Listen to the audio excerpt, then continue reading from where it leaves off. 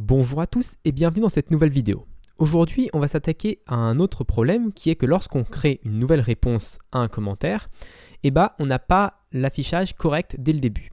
Donc là, je vais vous montrer à nouveau. Si on clique sur répondre à Bob avec Thibaut, je mets une réponse et que je clique sur commenter, le commentaire vient se mettre à la fin des commentaires et pas après Bob. Alors que si je réactualise la page et que PHP recharge bien les choses, on voit bien que la réponse est bien mise au bon endroit. Donc là, vraiment, on a un souci qu'il faut régler au niveau du Vue.js. Donc je vais aller dans mon Vue.js, dans mon comments.vue, et je vais vous montrer qu'est-ce qui se passe lorsqu'on crée un nouveau commentaire.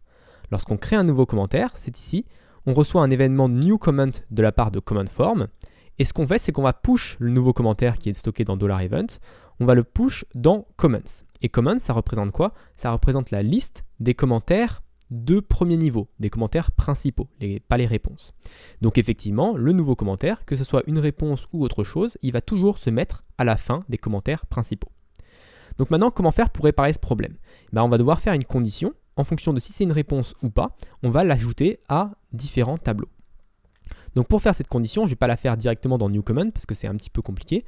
Donc je vais créer une fonction que je vais appeler new comment et je vais la mettre tout en bas dans mes methods. Donc je vais créer une méthode ici, qui va s'appeler new comments et qui va prendre en paramètre un commentaire et qui va faire quelque chose.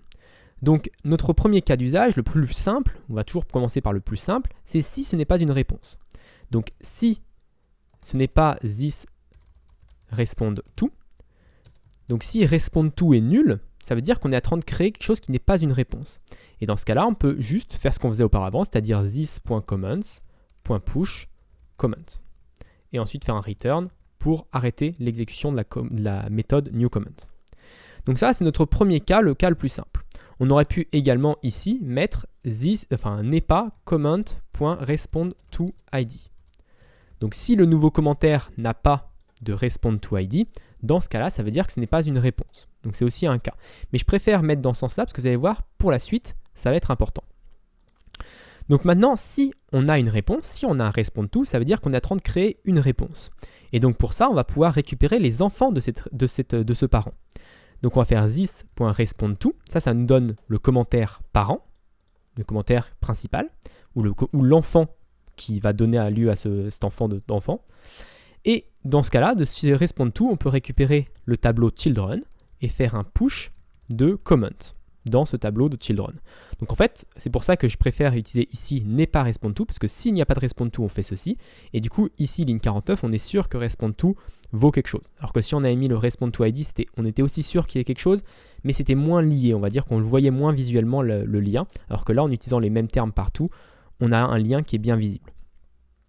Donc une fois que ceci est fait, on va pouvoir afficher notre commentaire et normalement, ça devrait fonctionner. Donc là, si je fais une réponse par exemple à Bob, donc à Thibaut, je vais faire une deuxième réponse à Bob, et que je clique sur commenter, on voit bien que la réponse se place correctement au bon endroit. Donc ça déjà, c'est une victoire. Maintenant, tout n'est pas correct. Pourquoi ça?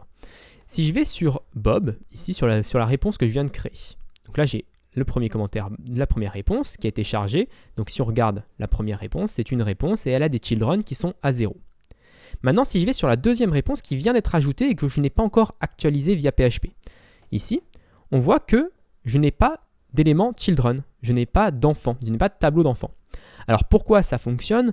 Parce que quand je boucle sur les enfants, vu qu'il n'y a pas de clé enfant, Vue.js et JavaScript sont assez gentils là-dessus, ils ne nous mettent pas d'erreur, même s'il n'y a pas de clé children, ils ne vont pas planter.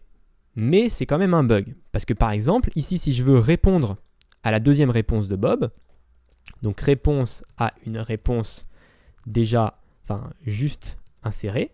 Donc c'est quelque chose qui ne devrait pas arriver souvent. On ne répond pas souvent à son propre commentaire directement sans recharger la page. Mais ça peut quand même arriver. Et si je clique sur commenter, cette fois-ci on voit que rien ne s'est passé. Et si je vais dans la console, on a un problème. On voit que this.respondToChildren is undefined. Donc là c'est bien ce que je vous disais tout à l'heure.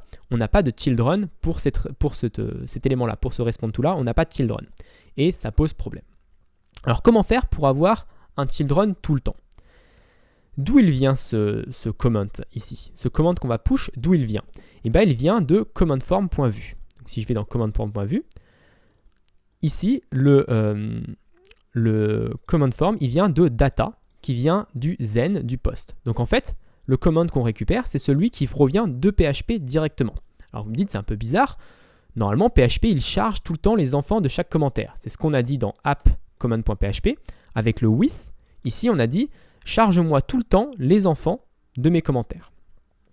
Alors, il y a une petite subtilité avec ce with. En fait, ce with, c'est pour faire de l'eager loading. Et l'eager loading, c'est intéressant uniquement lorsque l'on charge des collections, donc des listes d'enfants.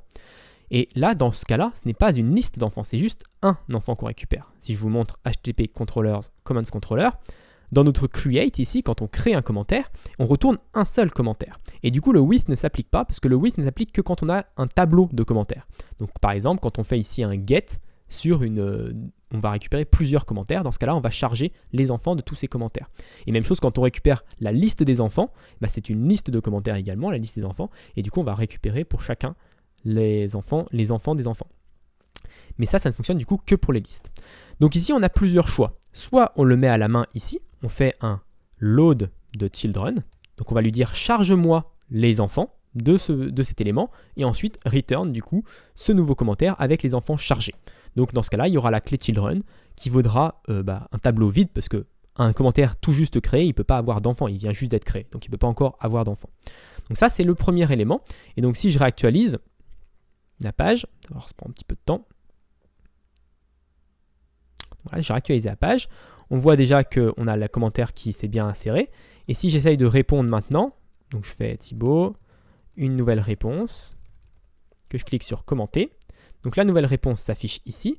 Et si je vais voir dans Vue.js cette nouvelle réponse, hop, qui est encore ici, voilà cette nouvelle réponse, qu'on vient juste de créer à l'instant, je n'ai pas rechargé la page, on a bien les children qui valent 0. Donc ça, c'est une réussite. Maintenant, tous nos éléments ont toujours un children.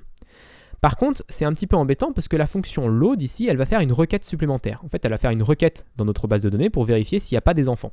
Et en réalité, on sait pertinemment qu'il n'y a jamais d'enfants. Donc je vais vous montrer une deuxième solution pour ne pas faire de requête. On peut utiliser la méthode setRelation. Donc setRelation, ça veut juste dit que la relation children correspond à une collection vide. Alors je pourrais mettre aussi ici un tableau vide, par exemple, c'est une liste vide en tout cas.